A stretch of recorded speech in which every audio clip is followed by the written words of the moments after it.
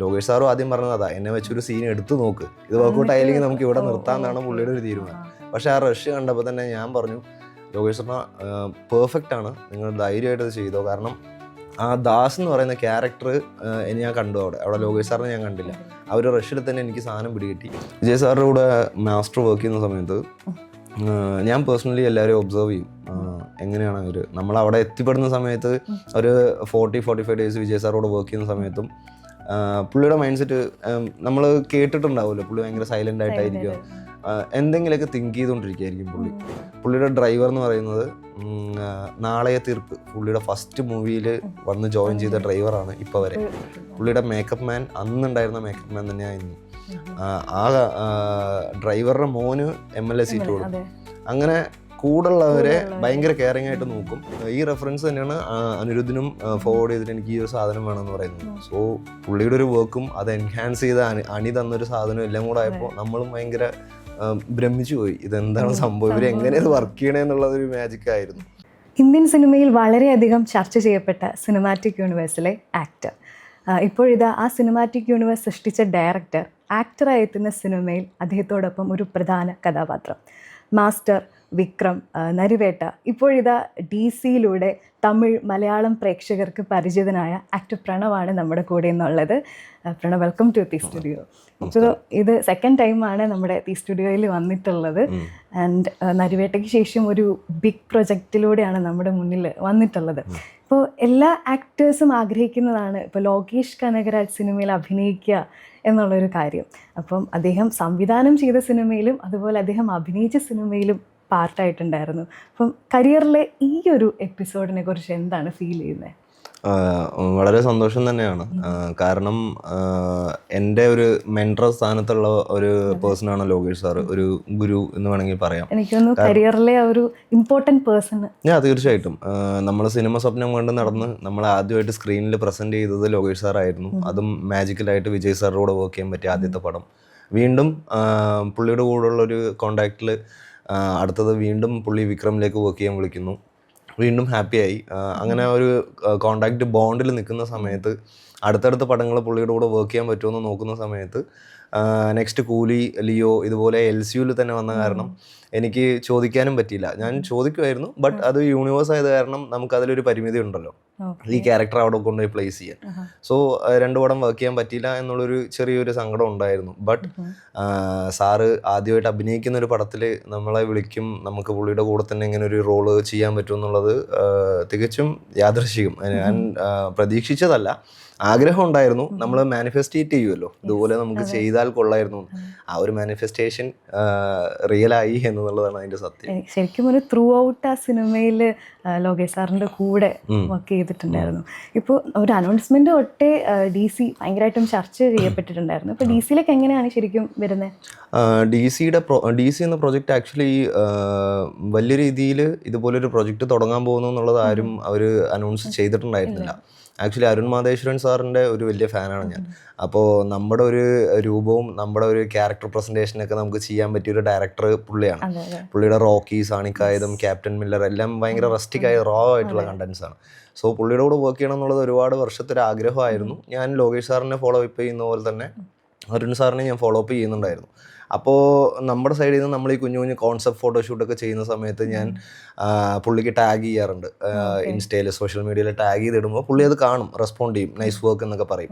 ശരി, ഓക്കെ, നമ്മുടെ അടുത്ത് സംസാരിക്കുന്നുണ്ട് പുള്ളി, അപ്പോൾ നമ്മളെ നോട്ട് ചെയ്യുന്നുണ്ട് എന്നുള്ളൊരു പോയിന്റിൽ ഞാനത് ഫോളോ അപ്പ് തുടർന്നുകൊണ്ടേയിരുന്നു.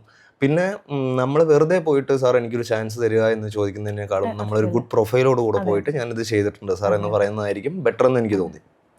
അൺഫോർച്ചുനേറ്റ്ലി നമുക്ക് നരിവേട്ട ചെയ്യാൻ പറ്റി. നരിവേട്ട ഒരു ഹ്യൂജ് ആയിട്ടുള്ള സക്സസ് ആയി, നല്ല അപ്രീസിയേഷൻസ് വന്നു. ദൈവം സഹായിച്ച് നരിവേട്ട സാറ് കണ്ടു എന്നുള്ളതാണ്. കാരണം അതുപോലെയുള്ളൊരു കണ്ടന്റ് സാറും താല്പര്യപ്പെടുന്ന ഒരാളാണ്. അപ്പോൾ നരിവേട്ട കണ്ടിരിക്കുന്ന സമയത്താണ് ഞാൻ കറക്റ്റായിട്ട് വീണ്ടും സാർ ഞാൻ ഇന്ന പോലെ നരിവേട്ട എന്ന് പറഞ്ഞൊരു പടം ചെയ്തിട്ടുണ്ട് എന്ന് പറഞ്ഞ് ഞാൻ എൻ്റെ പ്രൊഫൈലും കൂടെ അയച്ചപ്പോൾ പ്രണവ്, ഐ സോ യു ആ മൂവി നല്ലൊരു വർക്കായിരുന്നു, ഞാൻ കണ്ടു, ഞാൻ തീർച്ചയായിട്ടും ഞാൻ അറിയിക്കാം എന്ന് പറഞ്ഞ ഒരു മെസ്സേജ് അവിടെ അവസാനിക്കുകയായിരുന്നു. അത് കഴിഞ്ഞ് വീണ്ടും നരിവേട്ട കഴിഞ്ഞിട്ട് ഞാൻ അടുത്ത് എന്താണെന്നുള്ളത് ഓരോ ഡയറക്ടേഴ്സിൻ്റെ അടുത്ത് ഞാൻ വീണ്ടും പുഷ് ചെയ്യുകയാണ്. സാറിനെ പോലെ ഞാൻ പ്രൊജക്റ്റ് ചെയ്തിട്ടുണ്ട്, എന്തെങ്കിലും ഓപ്പർച്യൂണിറ്റി ഉണ്ടെങ്കിൽ വിളിച്ചോളൂ എന്ന് പറഞ്ഞ് നമ്മുടെ പുഷിങ് വീണ്ടും അതെ തുടർന്നുകൊണ്ടേയിരുന്നു. ആദ്യത്തേനേക്കാളും കുറച്ചും കൂടി ഈസി ആയിരുന്നു പ്രൊഫൈലുള്ള കാരണം. അപ്പോൾ വെയിറ്റ് ചെയ്തിരുന്നു. പക്ഷേ പുള്ളി വിളിക്കും എന്നുള്ളത് എനിക്ക് യാതൊരു പ്രതീക്ഷയില്ല. പക്ഷേ പുള്ളി മെസ്സേജ് ചെയ്തപ്പോൾ എൻ്റെ മൈൻഡ് സെറ്റിലുണ്ടായിരുന്നത് ആക്ച്വലി അരുൺ സാറിൻ്റെ അടുത്ത ലൈനപ്പ് എന്ന് പറയുന്നത് ധനുഷ് സാറിനെ വെച്ചിട്ട് ഇളയരാജ സാറിൻ്റെ ബയോപിക് എടുക്കാനുള്ളൊരു പരിപാടിയായിരുന്നു. അപ്പം ഞാൻ വിചാരിച്ചു പുള്ളി വിളിക്കാന്ന് പറഞ്ഞപ്പോൾ ഇനി ധനുഷ് സാറിൻ്റെ പടത്തിലേക്കായിരിക്കും മേ ബി ഇളയരാജയുടെ ചെയ്യുന്ന സമയത്ത് അതിലെവിടെയെങ്കിലും ഒരു ചാൻസ് കിട്ടിയാലും ഓക്കെയാണ് എന്ന് പറഞ്ഞിരിക്കുകയായിരുന്നു. പക്ഷേ പെട്ടെന്ന് ലോകേഷ് സാറിൻ്റെ മാനേജർ എന്നെ വിളിച്ചു. വിക്രമം മാസ്റ്ററൊക്കെ വർക്ക് ചെയ്തുകൊണ്ട് എനിക്ക് പുള്ളിയെ നേരത്തെ അറിയാം മാനേജറെ. അപ്പോൾ പ്രണവ് എന്നെ പോലെ ലോകേഷ് സാറിൻ്റെ പടം തുടങ്ങുകയാണെന്നുള്ളത് അറിയാമല്ലോ, അതിലേക്കൊരു ചെറിയ പരിപാടി ഉണ്ട്, നീ വാ എന്ന് പറഞ്ഞു. ഭയങ്കര ഹാപ്പിയായി. പിന്നെ ഞാൻ നേരെ ഭയങ്കര സർപ്രൈസ് ആയിരുന്നു. ഞാൻ വേറെ എന്തോ ഒരു മൊമെൻറ്റിലായിരുന്നു. അപ്പോൾ ഞാനപ്പോൾ അതെല്ലാം സ്റ്റോപ്പ് ചെയ്തിട്ട് വീട്ടിലേക്ക് പോയി. റെഡിയായി ഉടനെ ഞാൻ ചെന്നൈയിലേക്ക് പോയി. ഞാൻ നാട്ടിലായിരുന്നു ആക്ച്വലി. പിന്നെ ചെന്നൈയിലേക്ക് പോയി, ഓഫീസിൽ പോയി അരുൺ സാറിനെ കണ്ടു. നമ്മളൊരു നല്ല പ്രൊജക്റ്റ് ചെയ്തിട്ട് വരുന്ന സമയത്ത് നമുക്കൊരു നല്ല റെസ്പെക്റ്റ് ആയിരിക്കും. അപ്പോൾ അതുപോലെ തന്നെ നമുക്ക് ഓഫീസിൽ ചെന്നപ്പോൾ തന്നെ പുള്ളിക്ക് ഭയങ്കര സർപ്രൈസിങ് ആയി. ഹായ് പ്രണവ്, വെൽക്കം എന്ന് പറഞ്ഞ് വിളിച്ചു. ഇതുപോലെയാണ് പരിപാടി. അപ്പോൾ ഒരു ആക്ച്വലി 3 മാസത്തെ ഒരു ഡേറ്റാണ് അവർ ലോക്ക് ചെയ്യാൻ പറഞ്ഞത്. വേറെ ഒന്നും പിടിക്കണ്ട, ഇന്ന പോലെ ഒരു പരിപാടി ഉണ്ടെന്ന്. വളരെ ഹാപ്പിയായി ഞാൻ. പിന്നെ അതിൻ്റെ എന്താണ് സ്ക്രിപ്റ്റും കാര്യങ്ങളൊക്കെ ഒന്ന് ചോദിച്ചു, അതിൻ്റെ ക്യാരക്ടറിൻ്റെ ഡീറ്റെയിലിംഗ് ഒക്കെ ഒന്ന് ചോദിച്ചു. പിന്നെ അവിടെ നിന്നാണ് ഈ ട്രാവലിങ് തുടങ്ങുന്നത്.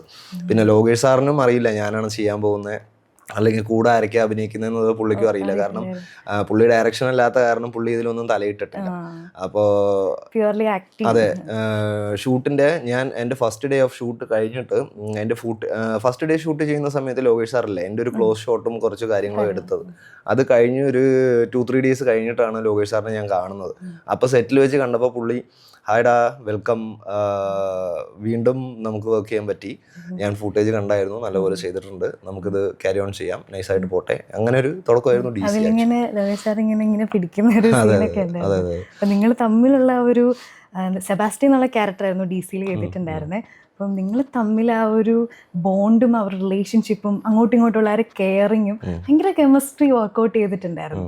ഇപ്പം രാജധാനി ഡയറക്ടർ ആക്ടറായിട്ടുള്ള ലോകേഷ് കനകരാജിനെ ഡിസ്ക്രൈബ് ചെയ്യാൻ പറഞ്ഞാൽ എന്തായിരിക്കും? ഞാനും എല്ലാവരെയും പോലെ ഭയങ്കര എക്സൈറ്റഡ് ആയിരുന്നു. കാരണം ലോകേഷ് സാറ് ഭയങ്കര ഷൈ ടൈപ്പാണ്. ബിഹൈൻഡ് ദ ക്യാമറ പുള്ളി ഭയങ്കര തീയായിട്ട് എല്ലാം ഡയറക്റ്റ് ചെയ്യും, ഭയങ്കര കോൺഫിഡൻ്റ് ആയിട്ട് എല്ലാ കാര്യങ്ങളും പറഞ്ഞു കൊടുക്കും. പക്ഷേ ക്യാമറയുടെ മുന്നിൽ പുള്ളി എന്താ ചെയ്യാൻ പോകുന്നതെന്നുള്ളത് ഞാനും ഭയങ്കര എക്സൈറ്റഡ് ആൻഡ് സർപ്രൈസ് ആയിരുന്നു. എനിക്കും ടെൻഷൻ ഉണ്ടായിരുന്നു പുള്ളീനെക്കാളും. പുള്ളി എൻ്റെ അടുത്ത് വന്ന് പറയും, എടാ ഇത് നാട്ടുകാർ ചിരിക്കുമോ അവസാനം നമ്മൾ ചെയ്ത് കഴിഞ്ഞിട്ട്. ഡയറക്ടറോടും പറയും, അരുൺ വിശ്വസിച്ചാണ് ഇറങ്ങിയേക്കണത്. അപ്പോൾ അരുൺ സാറും ലോകേഷ് സാറും ഭയങ്കര തിക്ക് ഫ്രണ്ട്സാണ്. അപ്പോൾ ഒരു ഫ്രണ്ടിനെ ട്രസ്റ്റ് ചെയ്തിട്ട് നമ്മളൊരു കാര്യം ചെയ്യുമല്ലോ, നിന്നെ വിശ്വസിച്ചാണ് ഞാൻ ഇറങ്ങിയേക്കുന്നത്, നോക്കിക്കോ എന്ന് പറഞ്ഞു. അങ്ങനെ ഒരു ബോണ്ടായിരുന്നു അവർ തമ്മിൽ. പിന്നെ പുള്ളിയുടെ പെർഫോമൻസിനെ കുറിച്ച് എങ്ങനെയാണ് എനിക്ക് ഇത് ഓക്കെ പുള്ളി പെർഫെക്റ്റ് ആണെന്ന് തോന്നുന്നതെന്ന് വെച്ച് കഴിഞ്ഞാൽ അതിൻ്റെ കുറച്ച് റഷ് എനിക്ക് കാണിച്ചു തന്നു. ചെയ്ത ഫൂട്ടേജിൻ്റെ കുറച്ച് റഷ് കാണിച്ചു തന്നു. ലോകേഷ് സാറും ആദ്യം പറഞ്ഞതാ, എന്നെ വെച്ചൊരു സീൻ എടുത്തു നോക്ക്, ഇത് വർക്കൗട്ട് ആയില്ലെങ്കിൽ നമുക്ക് ഇവിടെ നിർത്താമെന്നാണ് പുള്ളിയുടെ ഒരു തീരുമാനം. പക്ഷേ ആ റഷ് കണ്ടപ്പോൾ തന്നെ ഞാൻ പറഞ്ഞു, ലോകേഷ് സാറിന് പെർഫെക്റ്റ് ആണ്, നിങ്ങൾ ധൈര്യമായിട്ട് ഇത് ചെയ്തോ. കാരണം ആ ദാസ് എന്ന് പറയുന്ന ക്യാരക്ടർ ഞാൻ കണ്ടു അവിടെ ലോകേഷ് സാറിനെ ഞാൻ കണ്ടില്ല. ആ ഒരു റഷിൽ തന്നെ എനിക്ക് സാധനം പിടികിട്ടി. അരുൺ സാറിനോട് ഞാൻ പറഞ്ഞു, ലോകേഷ് സാറിന് ഇതുപോലെ പ്രസൻറ്റ് ചെയ്തതിന് ഒരുപാട് നന്ദിയുണ്ട്. കാരണം ആരും പ്രതീക്ഷിക്കില്ല ഇതുപോലൊരു സാധനം ലോകേഷ് സാറിൻ്റെ അടുത്ത് നിന്ന്. സോ പെർഫോമൻസ് നമ്മളും ലോകേഷ് സാറിന് കോൺഫിഡൻറ്റ് കൊടുത്ത് ചെയ്തോ, അടിപൊളിയായിട്ട് വരും. നിങ്ങളൊക്കെ പടം ചെയ്യുന്നവരാ, അഭിനയിച്ചവരാ, ഞാൻ ആദ്യമായിട്ടാണ് ഇവിടെ വന്ന് നിൽക്കുന്നത്, അപ്പോൾ അതിൻ്റെ ഒരു ബുദ്ധിമുട്ടുണ്ട്, സപ്പോർട്ട് ചെയ്യണം. അങ്ങനെയൊക്കെ ഒരു ഗിവ് ആൻഡ് ടേക്ക് ചെയ്ത്. പിന്നെ ലോകേഷ് സാറും നമ്മളെല്ലാവരും ഒരു ബ്രദർഹുഡ് റിലേഷൻഷിപ്പാണ്. എടാ ഒരു ചേട്ടൻ എങ്ങനെയാണ് ചേട്ടനെ അഭിനയിക്കാൻ വരുന്നത്, അതുപോലെ തന്നെ ആയിരുന്നു എല്ലാവരുടെ അടുത്തും പുള്ളി ഇടപഴകുന്നതൊക്കെ. അതുകൊണ്ട് നമുക്ക് ഒരു ഹീറോ ആണ് അല്ലെങ്കിൽ പുള്ളി എന്തെങ്കിലും വിചാരിക്കും, അങ്ങനത്തെ ഒരു റെസ്ട്രിക്ഷൻസ് അവിടെ ഉണ്ടായിരുന്നില്ല. അപ്പോൾ നമുക്ക് എന്തെങ്കിലും ഒരു ചെറിയ തെറ്റ് പറ്റി കഴിഞ്ഞാലും ചേട്ടാ ഇങ്ങനെ ചെയ്ത് കഴിഞ്ഞാൽ അത് ഓക്കെ ആയിരിക്കില്ല എന്ന് നമ്മളും പറയാം, പുള്ളിയും പറയും. പുള്ളി ഒരു ഡയറക്ടർ ആയതുകൊണ്ട് എടാ ഇതൊരു മൊമെൻ്റ് ആയിരിക്കും, നീ ഇതിങ്ങനെ ചെയ്യുമെന്ന് പറഞ്ഞ് പുള്ളിയും കാര്യങ്ങൾ പറഞ്ഞു തന്നു പോയതുകൊണ്ട് ഭയങ്കര ഹെൽത്തി ആയിട്ടാണ് ഈ ഷൂട്ട് പോയത്. അപ്പോൾ ഗിവ് ആൻഡ് ടേക്ക് എങ്ങനെയായിരുന്നു? ഒരു ഷൂട്ടിന്റെ സമയത്ത് എല്ലാവരും തമ്മിൽ ഒരു കോ ആക്ടേഴ്സ് തമ്മിൽ എങ്ങനെയായിരുന്നു? ഇതിൽ ആക്ച്വലി അഭിനയിച്ചിരിക്കുന്ന കോ ആർട്ടിസ്റ്റും എല്ലാവരും ആ ഒരു സർക്കിളിൽ, ലോകേഷ് സാറിൻ്റെ സർക്കിളിലും അരുൺ സാറിൻ്റെ സർക്കിളിലൊക്കെ പരിചയമുള്ളവരാണ്. എല്ലാവരും സ്റ്റേജ് ആർട്ടിസ്റ്റ് കൂടെയാണ്. കുഞ്ഞു കുഞ്ഞു സിനിമകളിൽ ഈ റോ ക്യാരക്ടേഴ്സ് ചെയ്തവരെ പിക്ക് ചെയ്തിട്ടാണ് അരുൺ സാർ ഇതിൽ കാസ്റ്റ് ചെയ്തേക്കുന്നത്. സോ അവിടെ നമ്മൾ പോയിട്ട് ഒരു വലിയ ആർട്ടിസ്റ്റ് വരുന്നു, അവരുടേതായ പരിമിതികളോ റെസ്ട്രിക്ഷൻസോ ഒന്നും അവിടെ ഇല്ല. എല്ലാവരും ഒരു ഫ്രണ്ട് സർക്കിൾ ആയത് കാരണം നമുക്ക് കൂടുതൽ ഷെയർ ചെയ്യാനും ഈ സീനിനെ കുറിച്ച് കൂടുതൽ സംസാരിക്കാനും അത് വർക്ക് ചെയ്യാനും പറ്റി. പിന്നെ അരുൺ സാറിൻ്റെ വർക്ക് എനിക്ക് ആദ്യമാണല്ലോ ഞാൻ എക്സ്പീരിയൻസ് ചെയ്തത്. പുള്ളിയുടെ ഒരു ഡയറക്ഷൻ മൈൻഡ് എന്ന് വെച്ച് കഴിഞ്ഞാൽ നമ്മളെ അങ്ങ് ഫ്രീ ആയിട്ട് വിടും. സിറ്റുവേഷൻ പറഞ്ഞിട്ട് നമ്മുടേതായ രീതിക്ക് അങ്ങ് വിടും, ചെയ്തോളം പറയും. നമ്മളിങ്ങനെ ഒരു ലൈന് പിടിച്ചിങ്ങനെ പോകുന്ന സമയത്തായിരിക്കും നമുക്ക് തന്നെ ആ സാധനം കിട്ടുക. എൻ്റെ ആദ്യത്തെ ഷോട്ട് ഞാൻ വീഴുന്നൊരു ഷോട്ടായിരുന്നു. അപ്പോൾ ഞാൻ ആദ്യമായിട്ടാണ് അരുൺ സാറിൻ്റെ അടുത്ത് വർക്ക് ചെയ്യുന്നത്. അപ്പോൾ പുള്ളി കൂളായിട്ട് ഹാൻഡിൽ ചെയ്യും എന്നാണ് ഞാൻ വിചാരിച്ചത്. പക്ഷേ പുള്ളി ഭയങ്കര കൂളായിട്ട് ഹാൻഡിൽ ചെയ്ത് 14 പ്രാവശ്യം ടേക്ക് ചെയ്തു. 14 പ്രാവശ്യം വീണു, ഫുള്ള് പൊട്ടി ചോരയൊക്കെ വന്നുകൊണ്ടിരിക്കുന്ന സമയത്തും പുള്ളി വന്നിട്ട് അടുത്ത ടേക്ക് ഓക്കെ ഭയങ്കര കൂളായിട്ട് അടുത്ത ടേക്ക് വീണ്ടും നമുക്ക് പോവാം എന്ന് പറഞ്ഞിട്ട്. അതായത് പുള്ളിക്ക് ആ സാധനം കിട്ടണമെന്നുണ്ടെങ്കിൽ പുള്ളി സ്മൂത്ത് ആയിട്ട് തന്നെ ചോദിച്ച് മേടിക്കും. അതേപോലെ തന്നെയാണ് ലോകേഷ് സാറിൻ്റെ അടുത്തും മേടിച്ചത്. അപ്പോൾ അങ്ങനെ ഒരു ബോണ്ടിങ് എല്ലാവരും തമ്മിലുള്ള കാരണം ഭയങ്കര ഹെൽത്തി ആയിട്ട് ഇത് പോയി. നമുക്ക് ആ ഷൂട്ടിൻ്റെ ഫൂട്ടേജസ് ഒക്കെ കാണുമ്പോൾ തന്നെ ഒരു കോൺഫിഡൻസ് ഉണ്ടായിരുന്നു. ഭയങ്കര ക്വാളിറ്റി ആയിട്ടാണ് ആ സാധനം നമുക്ക് അപ്പം തന്നെ കിട്ടിയത്. സോ അങ്ങനെ നമുക്ക് തോന്നി ഇത് വർക്ക്ഔട്ട് ആകുമെന്ന് തോന്നിയത് കൊണ്ട് തന്നെയാണ് ഇത്രയും ഭംഗിയായിട്ട് തോന്നുന്നത്. അരുൺ സാർ ആണെങ്കിൽ ഞാൻ പറഞ്ഞ പോലെ ഇപ്പോൾ raw and intensive style of film making ആണ് അദ്ദേഹത്തിൻ്റെ അടുത്തുനിന്ന്. അപ്പം നമ്മുടെ ഈ ആക്ടേഴ്സ് എല്ലാവരും തന്നെ അങ്ങനെ ഒരു ഔട്ട് തന്നെയാണ് ഇതിലേക്ക് കൊടുത്തിട്ടുള്ളത്. ഇപ്പം ഞാൻ നോക്കുകയാണെങ്കിൽ അനിരുദ്ധ് മ്യൂസിക് ഭയങ്കരമായിട്ടും ഈ സിനിമേനെ എൻഹാൻസ് ചെയ്തിട്ടുണ്ട്. ഇപ്പം നമ്മൾ ഷൂട്ടിൻ്റെ സമയത്ത് നമ്മൾ ആ ബീജി ഒന്നും കേൾക്കാതെ ആയിരിക്കും ഇത് ആക്ട് ചെയ്തിട്ടിരിക്കുക. പക്ഷെ അതിൻ്റെ എഫക്റ്റ് ശരിക്കും കിട്ടുക സ്ക്രീനിൽ പോയിരുന്ന് കാണുമ്പോഴായിരിക്കും. അതെങ്ങനെ തോന്നിയിട്ടുണ്ടായിരുന്നു? അതിലും എനിക്ക് ഭയങ്കര മാജിക്കലായിട്ട് തോന്നിയെന്ന് വെച്ച് കഴിഞ്ഞാൽ ഓരോ ഡയറക്ടേഴ്സിനും ഓരോ രീതിയാണ് ഷൂട്ട് ചെയ്യുന്നത്. അപ്പോൾ ഇപ്പോൾ അരുൺ സാറിൻ്റെ രീതി എന്ന് വെച്ച് കഴിഞ്ഞാൽ പുള്ളിയുടെ അടുത്തൊരു സ്പീക്കർ ഉണ്ടാവും. അപ്പോൾ പുള്ളി അത് ഷൂട്ട് ചെയ്യുന്ന സമയത്ത് സിറ്റുവേഷൻ പറഞ്ഞ് നമ്മളത് ഷൂട്ട് ചെയ്ത് അടുത്ത ഒരു 2 മിനിറ്റിനകം പുള്ളി റൂമിലേക്ക് വിളിക്കും. അപ്പം തന്നെ ഫുട്ടേജ് പുള്ളിയുടെ റൂമിലേക്ക് പോകും. പുള്ളി ഒരു റെഫറൻസ് മ്യൂസിക് ആ സ്പീക്കറിൽ പ്ലേ ചെയ്തിട്ടാണ് നമ്മൾ ആ സീൻ കാണിച്ചു തരിക. അപ്പോൾ എനിക്കത് ഭയങ്കര പുതിയൊരു അനുഭവമായിരുന്നു. ഈ മ്യൂസിക്കൊക്കെ പുള്ളി കളക്ട് ചെയ്ത് വെച്ചേക്കുവാണ് ഓൾറെഡി. പുള്ളിക്ക് സിനിമ ഇങ്ങനെ തലയിൽ ഓടിക്കൊണ്ടിരിക്കുന്നുണ്ട്. നമുക്ക് ചിലപ്പോൾ അറിയില്ല പുള്ളി എന്താ വിചാരിക്കുന്നതെന്നുള്ളത്. നിങ്ങളിങ്ങനെ വന്നേ ഇതൊന്ന് കണ്ടു നോക്കിയെന്ന് പറയുന്ന സമയത്തായിരിക്കും ആ റെഫറൻസ് മ്യൂസിക് തന്നെ നമുക്ക് ധാരാളം അത്രയും പെർഫെക്റ്റ് ആയിട്ട് ചേട്ടാ ഇത് തന്നെയാണോ മ്യൂസിക് കമ്പോസ് ചെയ്തോ എന്ന് ചോദിക്കും. അല്ലല്ല ഇത് റെഫറൻസ് ആണ്, ഇത് അനി വേറൊരു സാധനം ഉണ്ടാക്കി തരും എന്ന് ഉള്ള രീതിക്കാണ്. അതെ പുള്ളി റെഫറൻസ് എടുത്ത് വെച്ചിട്ട് ഈ റെഫറൻസ് തന്നെയാണ് അനിരുദ്ധിനും ഫോർവേഡ് ചെയ്തിട്ട് എനിക്ക് ഈ ഒരു സാധനം വേണമെന്ന് പറയുന്നത്. സോ പുള്ളിയുടെ ഒരു വർക്കും അത് എൻഹാൻസ് ചെയ്ത അണി തന്നൊരു സാധനം എല്ലാം കൂടെ ആയപ്പോൾ നമ്മളും ഭയങ്കര ഭ്രമിച്ചു പോയി. ഇതെന്താണ് സംഭവം, ഇവർ എങ്ങനെ ഇത് വർക്ക് ചെയ്യണമെന്നുള്ളതൊരു മാജിക് ആയിരുന്നു. അങ്ങനെയാണ് ഈ സാധനം വർക്ക്ഔട്ട് ചെയ്തത്. ഇപ്പോൾ DC-യിൽ എനിക്ക് തോന്നുന്ന ഒരു സ്പെസിഫിക് ആയിട്ടുള്ള ഒരു ആക്ഷൻ സീക്വൻസ് ഉണ്ടല്ലോ, മറ്റേ ഹോട്ടലിലുള്ള ഒരു ആക്ഷൻ സീക്വൻസ് ഉണ്ട്. അതെ. അപ്പോൾ അത് വെച്ചിട്ട് ആ സമയത്ത് കറക്റ്റ് ആ ഒരു ക്യാരക്ടർ ഇമോഷണൽ ബാലൻസിങ്ങും ഒപ്പം ആ ഒരു ആക്ഷനും കൂടെ ബാലൻസ് ചെയ്ത് കൊണ്ടുപോകേണ്ട ഒരു പ്ലേസ് ആണ്. കാരണം അവർ ഇമോഷണലി അതിനെ ബാലൻസ് ചെയ്ത് കൊണ്ടുപോകണം. അത് ഭയങ്കര പക്കായിട്ട് മീറ്ററിൽ കൊണ്ടുപോയിട്ടുണ്ട് പ്രണവ്. അപ്പോൾ ഒരു സെബാസ്റ്റ്യൻ എന്ന ഒരു ക്യാരക്ടർ ബിൽഡ് ചെയ്തെടുത്തപ്പം മൈൻഡിൽ വന്ന ഒരു തോട്ട്സ് എന്തായിരുന്നു? എനിക്ക് ആദ്യം സെബാസ്റ്റ്യൻ എന്ന ഓഡിഷൻ ചെയ്യുന്ന സമയത്ത് കുറച്ച് കൺഫ്യൂഷൻസ് ഉണ്ടായിരുന്നു. ഡയറക്ടർക്ക് സെബാസ്റ്റ്യൻ കൊടുക്കണോ അതോ കറുപ്പ് എന്ന് പറഞ്ഞൊരു ക്യാരക്ടർ ഉണ്ടായിരുന്നല്ലോ അല്ലേ, ആ കറുപ്പ് കൊടുക്കണോ എന്നുള്ളൊരു ഡൗട്ട് ഉണ്ടായിരുന്നു. ആദ്യം എന്നെ ഓഡിഷൻ ചെയ്തത് സെബാസ്റ്റ്യൻ ആയിരുന്നു. അത് കഴിഞ്ഞ് ഞാൻ വീട്ടിലേക്ക് വന്ന് 2 ദിവസം കഴിഞ്ഞ സമയത്ത് വീണ്ടും ഡയറക്ടർ ഓഫീസിൽ നിന്ന് കോൾ വന്നിട്ട് ക്യാരക്ടർ ഒന്ന് ഷിഫ്റ്റ് ആയിട്ടുണ്ട്, കറുപ്പിലേക്ക് പോയിട്ടുണ്ട് എന്ന് പറഞ്ഞു. ഓക്കെ എങ്ങനെയാണെങ്കിലും ഓക്കെയാണ്, നമ്മൾ പെർഫോമൻസ് അല്ലേ, നമുക്ക് അതിൻ്റെ ഡെപ്ത് എന്താണെന്ന് വെച്ച് നോക്കിയിട്ട് അങ്ങനെ ചെയ്യാമെന്ന് പറഞ്ഞ് അങ്ങനെ പ്ലാൻ ചെയ്തു. പിന്നെ വീണ്ടും ഡയറക്ടർക്ക് മൈൻഡ് സെറ്റ് മാറി, വേണ്ട സെബാസ്റ്റ്യൻ പ്രണവ് തന്നെയാണ് കറക്റ്റ് എന്ന് പറഞ്ഞിട്ടാണ് വീണ്ടും സെബാസ്റ്റ്യനിലേക്ക് വരുന്നത്. പിന്നെ എനിക്ക് അരുൺ സാറിൻ്റെ അടുത്ത് ഒരു ഇഷ്ടപ്പെട്ട കാര്യം എന്ന് വെച്ച് കഴിഞ്ഞാൽ നമുക്ക് ഡയറക്റ്റായിട്ട് പോയിട്ട് ചോദിക്കുക കാര്യങ്ങൾ. പുള്ളിക്ക് ഒരു റെസ്ട്രിക്ഷൻസ് ഒന്നുമില്ല, പുള്ളി പറഞ്ഞു തരും. അതിനപ്പുറം നമ്മൾ കളക്ട് ചെയ്യുന്നതെല്ലാം ADസിൻ്റെ അടുത്തു നിന്നുള്ളതായിരിക്കും. അപ്പോൾ ADസിൻ്റെ അടുത്തും ഞാൻ ചോദിച്ചു സെബാസ്റ്റ്യൻ്റെ ശരിക്കും ബാക്ക് ഡ്രോപ്പ് എന്താണ്, സെബാസ്റ്റ്യൻ എവിടെ നിന്നാണ് വരുന്നത്, സെബാസ്റ്റ്യൻ ശരിക്കും എങ്ങനെയുള്ളൊരു ക്യാരക്ടറാണെന്ന് ചോദിച്ചു.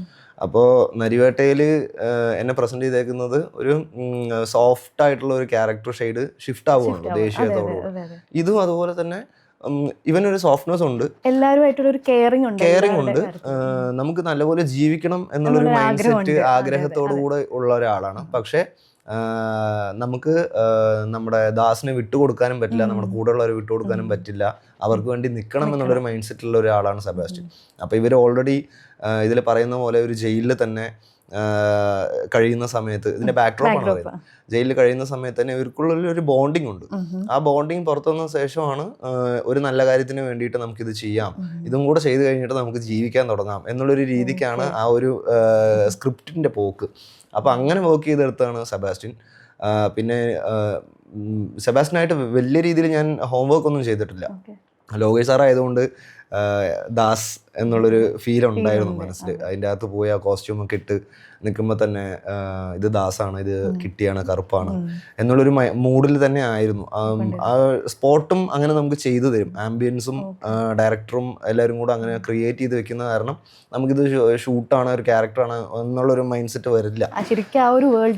അതെ അതെ, ആ ഒരു വേൾഡിൻ്റെ അകത്ത് അരുൺ മാധേശ്വരൻ വേൾഡാണിത്. എന്നെ രണ്ടാമത്തെ ദിവസം ഈ വീഴ്ചയൊക്കെ കഴിഞ്ഞിട്ട് ഞാൻ വരുമ്പോഴാണ് ബ്രോ ഇതാണോ ഷൂട്ടിന്റെ പാറ്റേൺ എന്ന് ഞാൻ ചോദിച്ചു. ഇതാണ് ഷൂട്ടിന്റെ pattern, welcome to Arun Madheswaran world എന്നാണ് അവർ പറഞ്ഞത്. അപ്പോഴാണ് എനിക്ക് സംഭവം പിടികിട്ടത്. അപ്പോൾ അങ്ങനെയാണ് അതിൻ്റെ ഒരു പോക്കുണ്ടായിരുന്നത്. സെബാസ്റ്റ്യൻ വന്നതും സെബാസ്റ്റ്യനെ ബിൽഡ് ചെയ്തെടുത്തതൊക്കെ അങ്ങനെയായിരുന്നു. അതിൽ ഇപ്പം ഫൈറ്റ് സീക്വൻസ് നമ്മൾ അതിന്റെ കൊറിയോഗ്രാഫി ഫോളോ ചെയ്യുന്ന സമയത്ത് ആ ഒരു ഇമോഷൻ ചിലപ്പം നമുക്ക് ലോസ് ആയെന്നിരിക്കാം ഒരു ക്യാരക്ടറിൽ നിന്ന്. അതിങ്ങനെ ബാലൻസ് ചെയ്ത് എങ്ങനെയായിരുന്നു അത്? ആ ഫൈറ്റ് ആക്ച്വലി പ്ലാൻ ചെയ്യുന്നത് ഒരു സിംഗിൾ ഷോട്ട് ഫൈറ്റ് ആയിട്ടാണ്. അപ്പോൾ ഇതിൽ ആ ഒരു സീനിനെ ക്യാരി ചെയ്ത് നിൽക്കുന്ന സമയത്താണ് നമ്മളെ വീണ്ടും ശല്യം ചെയ്യാൻ വേണ്ടിയിട്ട് അവർ വന്ന് കയറുന്നതും. അപ്പോഴും ദാസ് എന്ന് പറയുന്ന ഒരു ക്യാരക്ടർ എപ്പോഴും പിടിച്ചു വെച്ചേക്കുന്ന ഒരു ക്യാരക്ടറാണ്. അപ്പൊ അവന്റെ പിടി വിട്ട് കഴിഞ്ഞാൽ അത് കയ്യിൽ നിന്ന് പോകുന്നുള്ളൂ. അപ്പൊ അതിനു വേണ്ടിയിട്ടാണ് മാക്സിമം സെബാസ്റ്റ്യന്റെ ക്യാരക്ടർ ഒന്ന് കൂടുള്ളവരെ കൂൾ ചെയ്യാനും അല്ലെങ്കിൽ ദാസിന്റെ അടുത്തേക്ക് ഈ പ്രശ്നം എത്താതിരിക്കാനും നോക്കിക്കൊണ്ടിരിക്കുന്ന ഒരു രീതിയിലായിരിക്കും ആ സാധനം.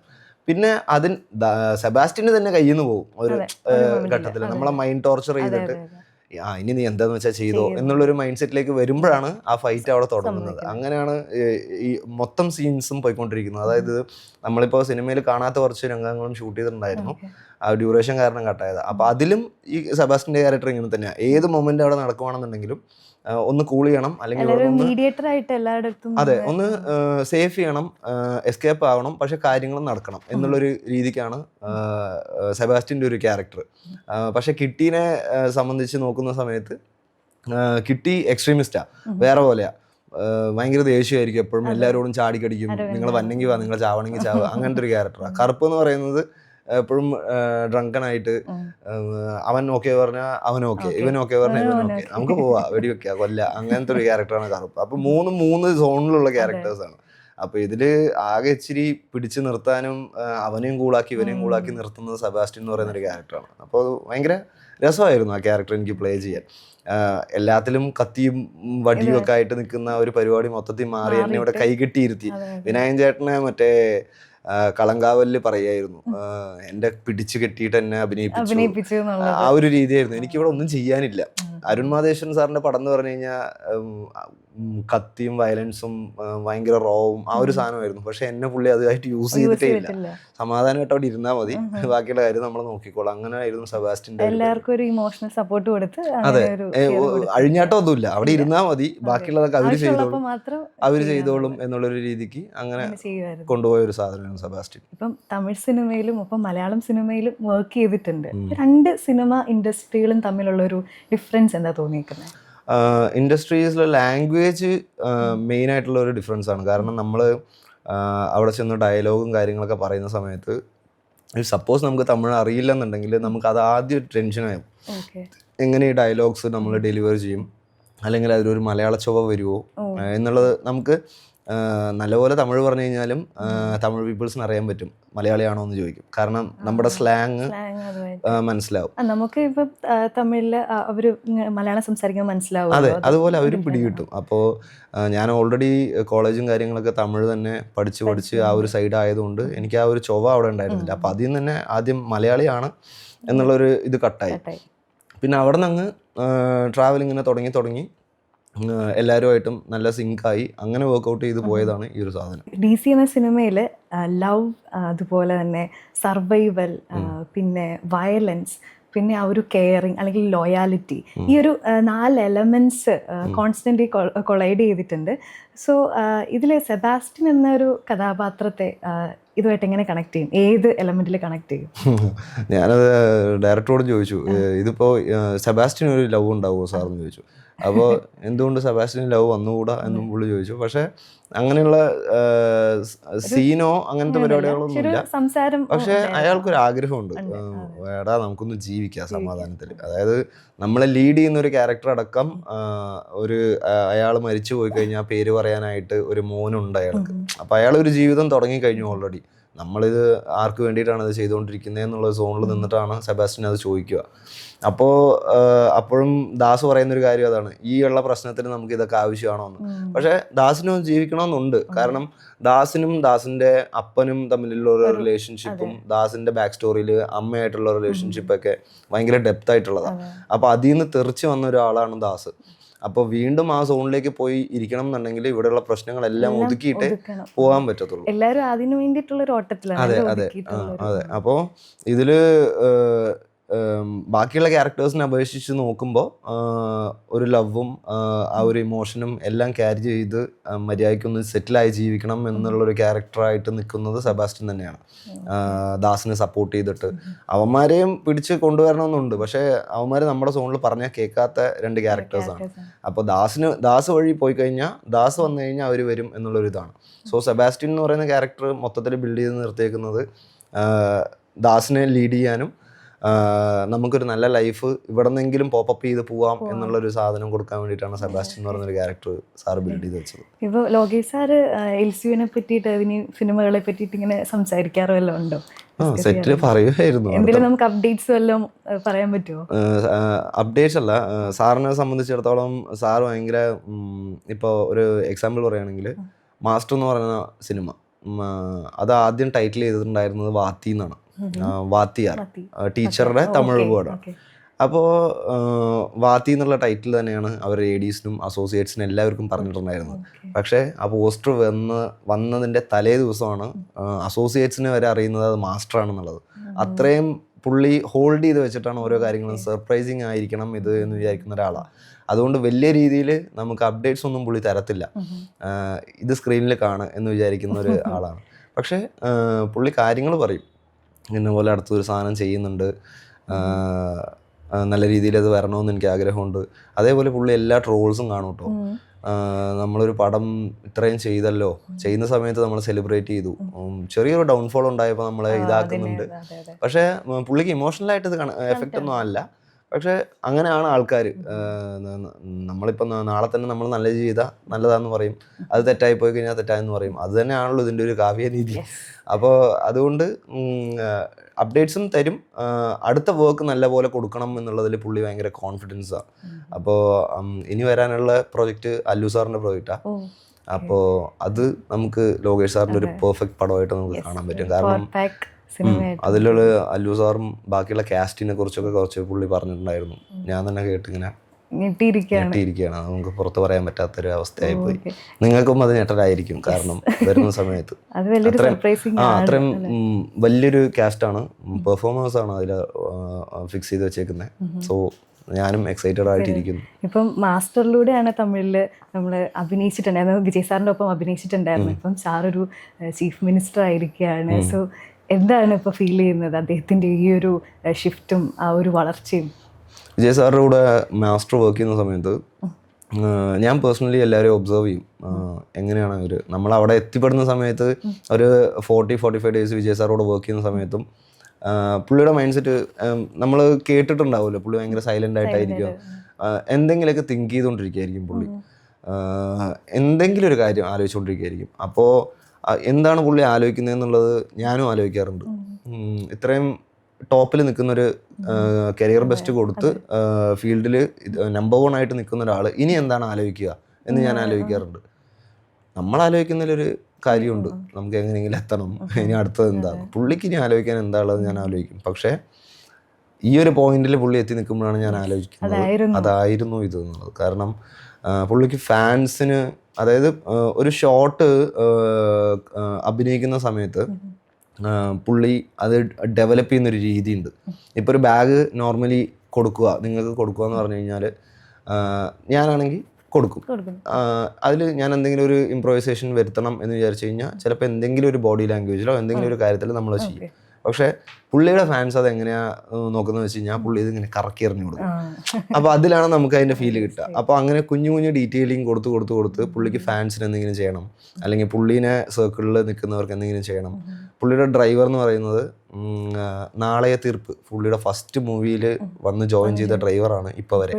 പുള്ളിയുടെ മേക്കപ്പ് മാൻ, അന്നുണ്ടായിരുന്ന മേക്കപ്പ് മാൻ തന്നെയാണ് ഇന്നും. ആ ഡ്രൈവറുടെ മോന് MLA സീറ്റ് കൊടുക്കും. അങ്ങനെ കൂടുള്ളവരെ ഭയങ്കര കെയറിങ് ആയിട്ട് നോക്കും.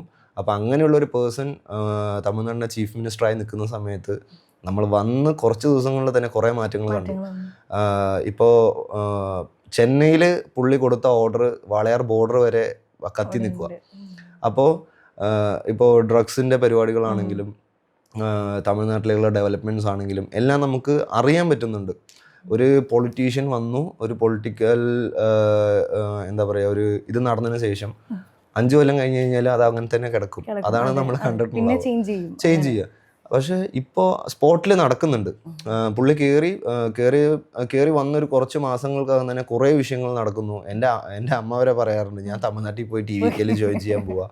കാരണം അത്രയും നല്ല നല്ല കാര്യങ്ങൾ നമുക്ക് ചെയ്യുന്നുണ്ട്. നമുക്കൊരു ക്യാബിനറ്റ് മീറ്റ് കിട്ടിക്കഴിഞ്ഞാൽ തന്നെ നമ്മുടെ ഒരു നിവേദ്യമായിട്ട് പോയി കഴിഞ്ഞാൽ തന്നെ പുള്ളി അത് അക്സെപ്റ്റ് ചെയ്യും എന്നുള്ളൊരു കാര്യമുണ്ട്. സോ പുള്ളി എല്ലാം ചെവി കേൾക്കുന്നുണ്ട്. എന്താണ് ജനങ്ങളുടെ സ്വീകാര്യത ഭയങ്കരമായിട്ടും അതെ കിട്ടുന്നുണ്ട്. അതുപോലെ തന്നെ നോക്കുന്നുണ്ട്. പിന്നെ ഒരു CM ആയിട്ട് നമുക്ക് മാറ്റി നിർത്തി കാണാനൊന്നും പറ്റില്ല. നമ്മുടെ ഒരു കുടുംബത്തിലെ ഒരാളെ പോലെ തന്നെയാണ് പുള്ളി ഇപ്പോഴും എല്ലാവരുമായിട്ടും ബിഹേവ് ചെയ്യുന്നതും. ഇപ്പോൾ ലോകേഷ് കനകരാജിൻ്റെ അഭിനയ ജീവിതത്തിൻ്റെ തുടക്കം പോലെ ഇപ്പോൾ മലയാളത്തിൽ വിസ്മയ മോഹൻലാലിൻ്റെ അഭിനയ ജീവിതത്തിൻ്റെ തുടക്കം കൂടെ ആയിട്ടുണ്ട്. സിനിമ കണ്ടായിരുന്നോ? ഇല്ല, കാണാനുള്ള സമയം കിട്ടിയിട്ടില്ല. എന്തായാലും കാണണമെന്നുണ്ട്. അപ്പോൾ ട്രെയിലറൊക്കെ കണ്ടപ്പോൾ അതൊരു ആക്ഷൻ സീക്വൻസ് ഉള്ള സിനിമയാണ്. എന്ത് തോന്നി ആ ഒരു ഇത് കണ്ടപ്പോൾ? സർപ്രൈസിങ് ആയിരുന്നു ആക്ച്വലി. നമ്മൾ പ്രണവ് മോഹൻലാൽ ആദ്യം പെർഫോം ചെയ്യാൻ വരുന്നു എന്ന് പറഞ്ഞപ്പോൾ നമ്മൾ വിചാരിക്കുമല്ലോ ലാലേട്ടൻ്റെ മകൻ അഭിനയിച്ചു കഴിഞ്ഞാൽ കൊള്ളാമെന്നുള്ള എല്ലാവർക്കും മനസ്സിലുള്ള ഒരു ആഗ്രഹം പോലെ തന്നെ മോളും വരുമോ എന്നുള്ളത് എനിക്ക് സത്യത്തിൽ ഞാൻ വിചാരിച്ചു നോക്കിയില്ല. എല്ലാവരും പക്ഷേ വേറെ വേറെ സോണിൽ ജീവിക്കുന്ന ആൾക്കാരാണല്ലോ. ഇതിനകത്തേക്ക് വരുമോ എന്നുള്ളത് എനിക്ക് തോന്നിയിരുന്നില്ല. പക്ഷേ ട്രെയിലറും അതൊക്കെ കണ്ടപ്പോൾ ഭയങ്കര കോൺഫിഡൻ്റ് ആയിട്ട് തന്നെയാണ് പുള്ളിക്കാരത്തി അത് ചെയ്തേക്കുന്നത്.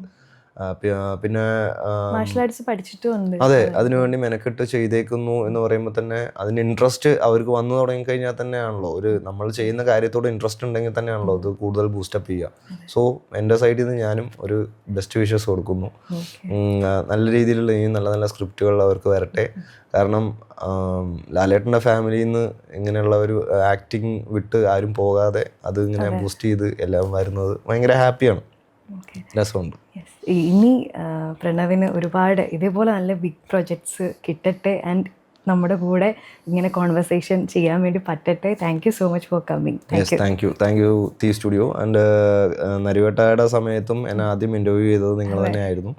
ഇപ്പോൾ DC കഴിഞ്ഞിട്ടും എനിക്ക് ഇൻ്റർവ്യൂ തന്നത് നിങ്ങൾ തന്നെയാണ് ഫസ്റ്റ് വിളിച്ചത്. ആ ഒരു കൺസിഡറേഷന് ആദ്യം ചാനലിനോട് ഞാൻ നന്ദി പറയുന്നു. Thank you. ഇതിൻ്റെ ഓഡിയൻസിനോടും ഞാൻ എൻ്റെ നന്ദി രേഖപ്പെടുത്തിക്കൊള്ളുന്നു. See you soon. Thank you so much.